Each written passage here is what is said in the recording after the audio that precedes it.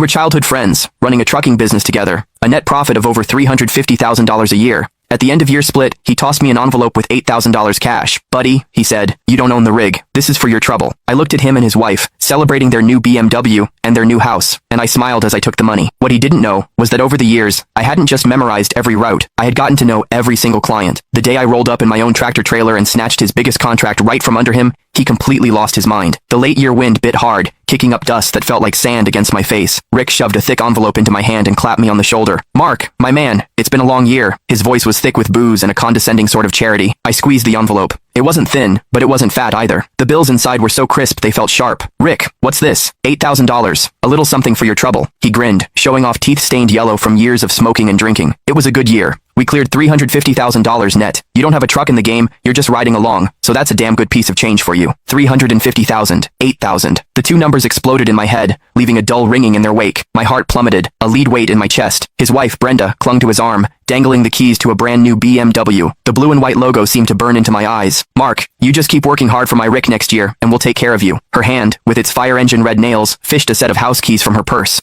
She tapped them against the floor plan of their new home. This one's 1,800 square feet. We close next week. You'll have to come to the housewarming. I watched the raw, unfiltered happiness and pride spilling off them. I felt like a ghost at their feast, a complete and utter joke. I forced the corners of my mouth into a smile that felt like cracking plaster. Thanks, Rick. Thanks, Brenda. I stuffed the $8,000 into my pocket. My hands were steady, but my fingernails were digging so deep into my palms, I thought I might draw blood. The dinner was at the nicest steakhouse in town. The private room was stuffy with heat, and the food on the table was arranged like art. I had zero appetite. My mind drifted back to the endless days and nights on the road. The summers, when the cab was a steam box with no AC, and I had to chug lukewarm water and pinch my own thigh just to stay awake. The winters, when we were snowed in on some godforsaken mountain pass, gnawing on frozen sandwiches for 2 straight days. I once drove for 3 days straight to make a rush delivery, my eyes so bloodshot the whole world seemed to shimmer and shake. And where was Rick during all of that? He was at home, tucked into his warm bed, AC blasting, making the occasional phone call to manage me remotely. Mark, keep an eye on that load, can't have any issues. Mark, schmooze the guys at the dock, get them to move faster. Mark, the client needs a little something extra, you know what to do. I was the one who had to know what to do. I was the one who had to keep an eye on things.